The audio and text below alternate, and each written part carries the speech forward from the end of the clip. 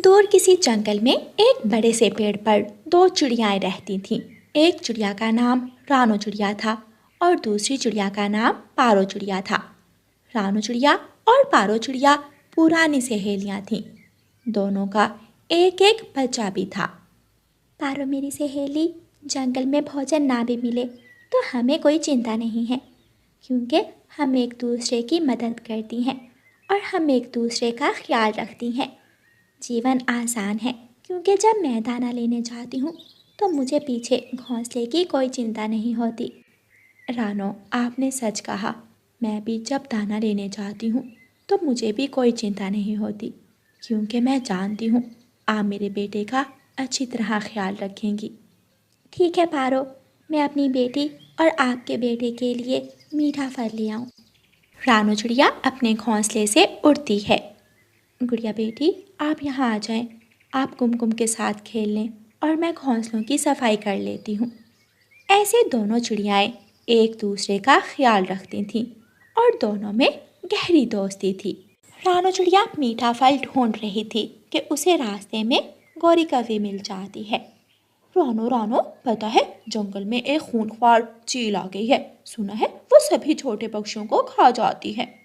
अच्छा, मुझे तो नहीं मालूम था, लेकिन गौरी, मुझे कोई चिंता नहीं है। मेरी सहेली मेरे पीछे से मेरे घोंसले का ख्याल रखती है। रानो, किसी पर इतना विश्वास भी ना किया करो। ऐसा ना हो कि चील आए और वो पारो अपना बेटा बचा ले और तुम्हारी बेटी को चील का भोजन बना दे। वो मेरी सहेली ही नहीं, मेरी बहन की तरह है। रानो चिड़िया वहाँ से चली जाती है। रानो चिड़िया मीठा फल लेती है और वापस घोंसले में जाती है। रानो चिड़िया एक मीठा फल पारो के बेटे कुमकुम को देती है और दूसरा अपनी बेटी गुड़िया को देती है।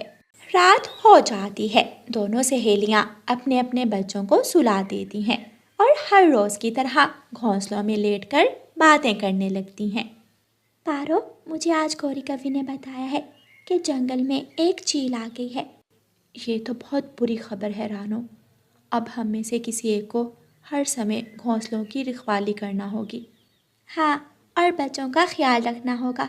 बच्चों को अकेले कहीं जाने भी नहीं देना। ऐसे ही दोनों सहेलियों के खुशी खुशी दिन रात गुजर रहे थे। एक दिन पारो चिड़िया रानो चिड़िया से कहती है, रानो, मैं दूसरे जंगल किसी काम से जा रही हूँ। मेरे बेटे का ख्याल रखना और घोंसले में ही रहना। ठीक है, घोंसले में दाना भी है और पानी भी। मैं कहीं भी नहीं जाऊंगी, आप निश्चिंत होकर जाइए।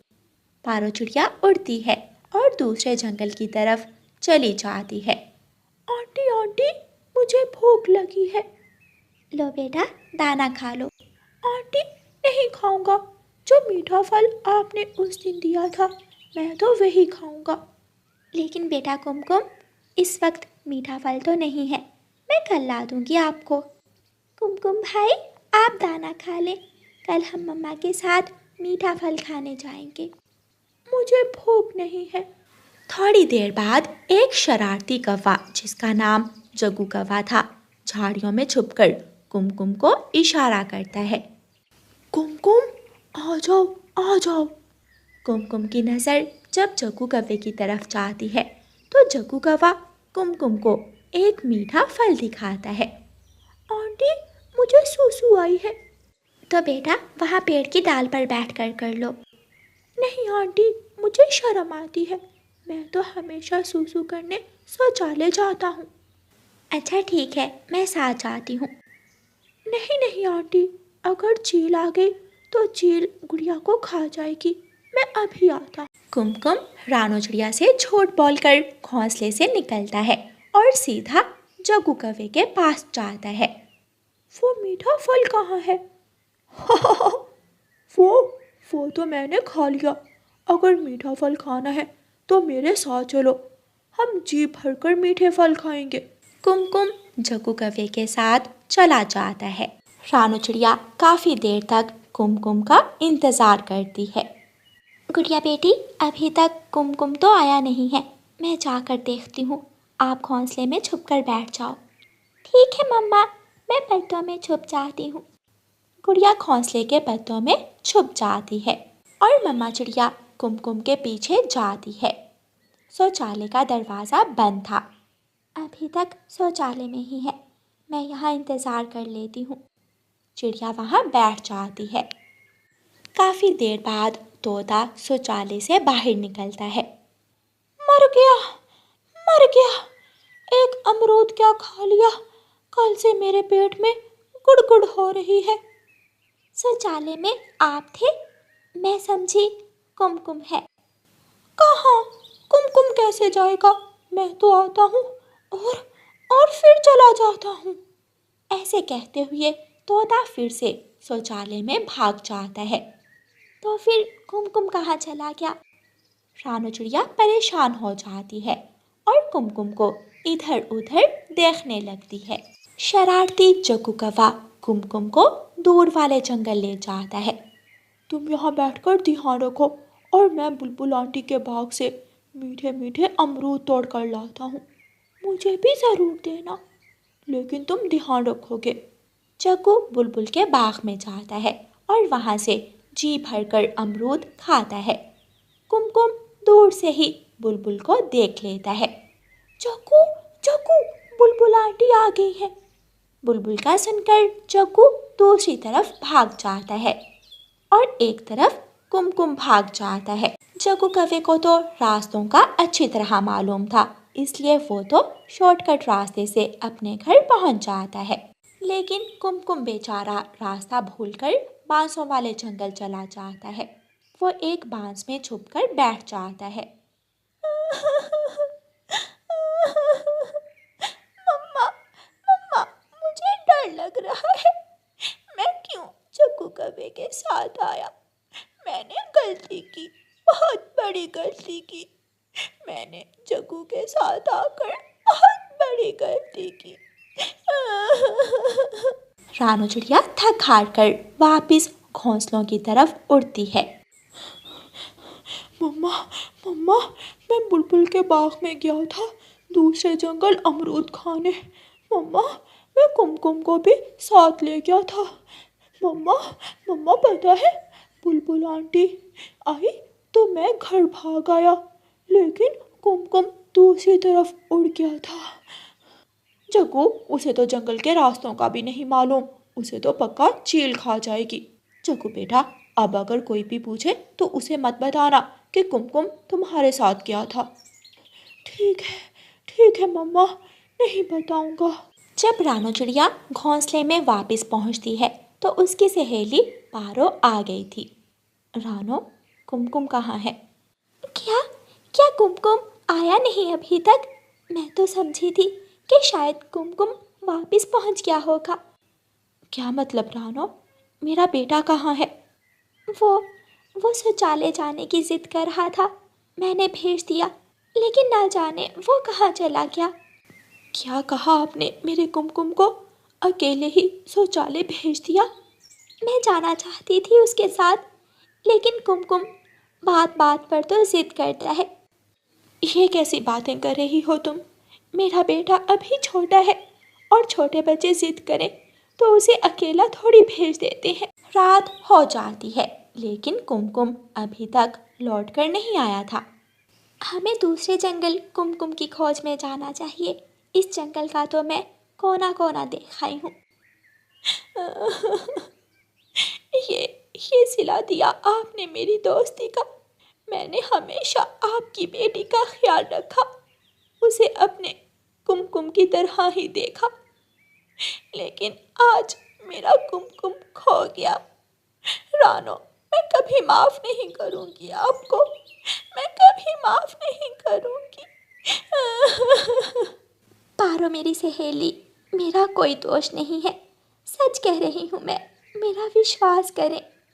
आंटी, मम्मा ने तो कुमकुम को रोकने की बहुत कोशिश की, लेकिन कुमकुम चला गया। अगर मुझे पहले मालूम होता तो मैं अपना बेटा कभी भी किसी गैर के पास छोड़कर ना जाती। ऐसे कहते हुए पारो वहाँ से चली जाती है। कुमकुम, कुमकुम मेरे बेटे, आप कहाँ हो? गौरी कवि पारो की आवाज़ सुनकर घर से भागी भागी आती है। गौरी, मेरा कुमकुम खो गया है, क्या तुमने उसे कहीं देखा है? पारो, उस रानो की बच्ची ने जानबूझकर तुम्हारे बेटे को कहीं भेज दिया होगा ताकि तुम्हारा लाया हुआ दाना वो खुद खाए और उसकी वो मोटी ताजी बेटी खाए। मैंने हमेशा रानो का ख्याल रखा, हमेशा मुश्किल वक्त में रानो का साथ दिया, लेकिन आज उसी ने मुझे धोखा दे दिया। रानो चिड़िया भी कुमकुम की खोज करते करते दूसरे जंगल तक पहुंच जाती है। रानो चिड़िया कुमकुम की रोने की आवाज़ सुनकर कुमकुम तक पहुंच जाती है। मैंने आपको कहाँ कहाँ नहीं ढूंढा बेटा, और आप यहाँ बैठे रो रहे हो। चलो मेरे साथ घर चलो। रानो चिड़िया कुमकुम को सुरक्षित घोंसले में ले आती है। पारो चिड़िया अपने बेटे को देखकर उसे गले लगा लेती है और खुश हो जाती है। मम्मा मम्मा, मैं जग्गू कौवे के साथ अमरूद खाने गया था। जब बुलबुल आंटी आई, जग्गू तो वहाँ से भाग गया, लेकिन मैं रास्ता भूलकर बांसों वाले जंगल चला गया। चलो गुड़िया बेटी, कुमकुम मिल गया, हम अपने घोंसले में जाएं। यहाँ कौन है हमारा? पारो अपनी सहेली का पंख पकड़ लेती है और रोने लग जाती है। रानो, मुझे माफ़ कर दो, मैं शर्मिंदा हूँ। मैंने आप पर शक किया, बहुत कुछ गुस्से में कहा मैंने आपको, मुझे माफ़ कर दें। कल हम सबको मीठा फल लाकर खिलाना होगा, फिर बात होगी। फिर वो सब हंसने लग जाते हैं। प्यारे दोस्तों, इस कहानी को लाइक, अपने दोस्तों के साथ शेयर और चैनल को सब्सक्राइब करना बिल्कुल मत भूलना। आपका धन्यवाद। जंगल में पूर्व की तरफ से आने वाली ठंडी हवाएं बारिश का संकेत दे रही थीं। बारिश का इंतज़ार तो सभी पक्षियों को था, मगर पक्षी डरे हुए भी थे, क्योंकि हर बार बारिश के दिनों में उनके घर टूट जाते। गुड़िया बेटी, आ मेरे साथ आओ, हम जंगल से लकड़ियाँ लाएंगे और घर को मजबूत कर लेंगे। मम्मा, मैं गाय को घास डालकर अभी आती हूँ। गुड़िया अपनी गाय को घास डाल रही थी कि रोज की तरह गोरी कौवी वहाँ आ जाती है। छोटी चिड़िया, मैंने कल भी कहा था तुमसे, अपनी गाय को यहाँ मत बांधा करो, मुझे गोबर की बू आती है। आंटी कौवी, गाय के गोबर से अगर आपको बू आती है तो मीठा दूध भी गाय ही देती है। आप गाय का दूध तो बहुत शौक से पीती हैं। जाकर अपनी माँ को बता दो, अगर दोबारा मुझे तेरी गाय के गोबर की बू आई तो मैं डंडे से तेरी गाय को मार दूंगी। गुस्से में गोरी कौवी वहाँ से चली जाती है। रानो चिड़िया और उसकी बेटी लकड़ियाँ लेने जंगल चली जाती हैं। मम्मा, यहाँ तो कोई सूखी लकड़ी नहीं है, अब हम क्या करेंगे? गुड़िया बेटी, जब मैं छोटी थी तो आपकी नानो मिट्टी और गोबर से घर बनाया करती थी। क्यों ना इस बार हम भी मिट्टी और गाय के गोबर से घर बना लें। और गोरी आंटी को कौन समझाएगा, वो तो पहले ही बहुत गुस्सा होती हैं। अगर उसे गोबर की बू आई तो वो हमारे बने बनाए घर को ही गिरा देगी। नहीं गुड़िया बेटी, जब घर सूख जाएगा तो किसी को भी गोबर की बू नहीं आएगी। वो घर बहुत शानदार होगा और मजबूत भी। मम्मा, मैं नानो को बुला कर लाती हूँ और हम गोबर और मिट्टी से घर बना लेती हैं। ठीक है गुड़िया बेटी, मैं सूखा घास लेकर घर जा रही हूँ, आप अपनी नानो को बुला कर ले आओ। फिर गुड़िया अपनी नानो को लेने चली जाती है। नानो नानो, मम्मा ने मुझे भेजा है। नानो, आप हमें मिट्टी और गोबर से घर बना दें। गुड़िया बेटी, मिट्टी और गोबर से बना हुआ घर बहुत मजबूत होगा। फिर गुड़िया की नानो गुड़िया के साथ जाती है। गुड़िया की नानो मिट्टी और गोबर से घर बनाना शुरू करती है। गुड़िया अपनी नानो को सूखा घास देती है और मम्मा चिड़िया लकड़ियों को कुल्हाड़ी से छोटी करती है। वो सारा दिन काम करती हैं। कालू, वो छोटी चिड़िया तो आज कोई नया ही काम कर रही है। वो गोबर और मिट्टी से अपना घर बना रही है। जब बारिश शुरू होगी तो एक ही बार में बह जाएगा चिड़िया का मिट्टी का घर। चिड़िया का घर बन जाता है। अब चिड़िया बहुत खुश थी। दूसरे दिन गुड़िया की नानो गुड़िया के लिए बेसन के लड्डू बना रही थी कि बारिश शुरू हो जाती है। गुड़िया बेटी, अब हमें कोई चिंता नहीं है, हमारा घर बहुत मजबूत है। मम्मा, इस बार मैं बारिश को आराम से बैठकर देख सकूंगी। गुड़िया, उसकी नानो और उसकी मम्मा घर में मजे कर रही थीं और उनकी गाय पेड़ के नीचे आराम से खड़ी थी।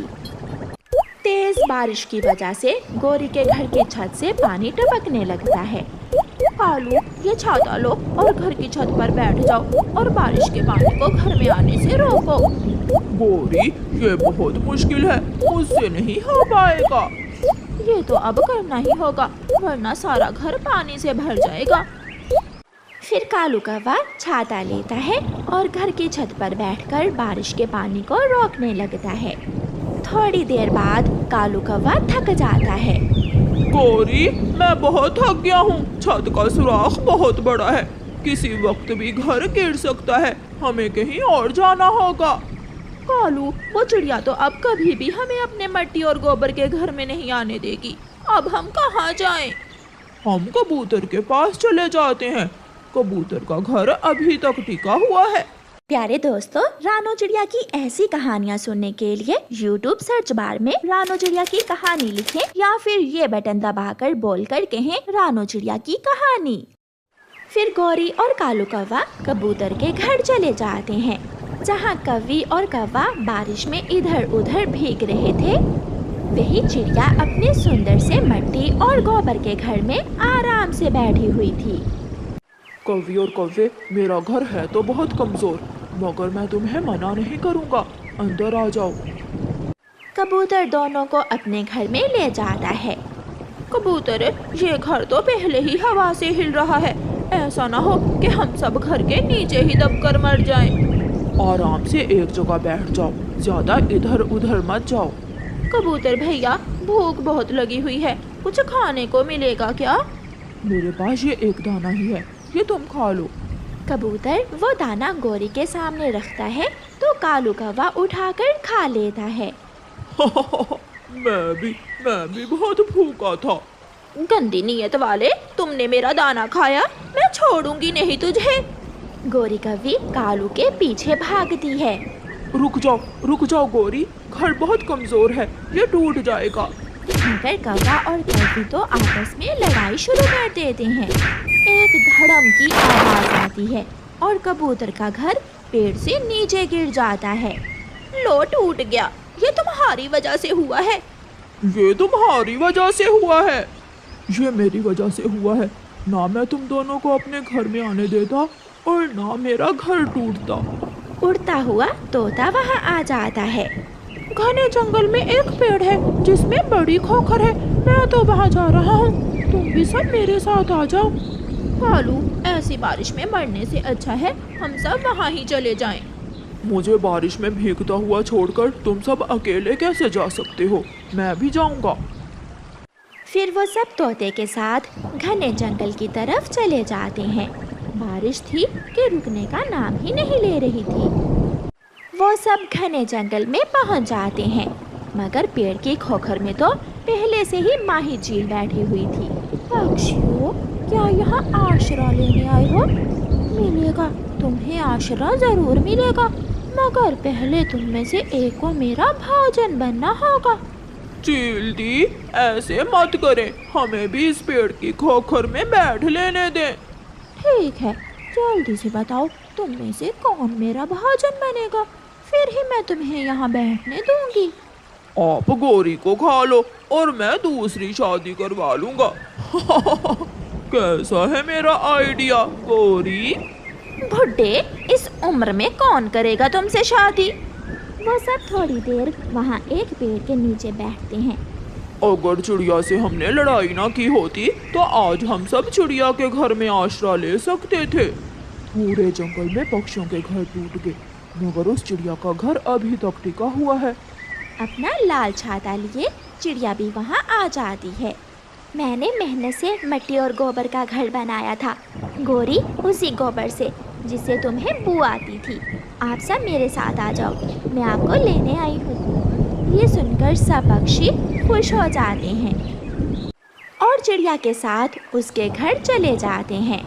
चिड़िया, ये घर तो अंदर से बहुत ही सुंदर है, जरा भी गोबर की बू नहीं आ रही। रानो बेटी, इन सबको बेसन के लड्डू दो। फिर चिड़िया सबको लड्डू देती है और सारे पक्षी चिड़िया के गोबर और मिट्टी के घर में बैठकर बारिश का मजा लेते हैं और लड्डू खाते हैं।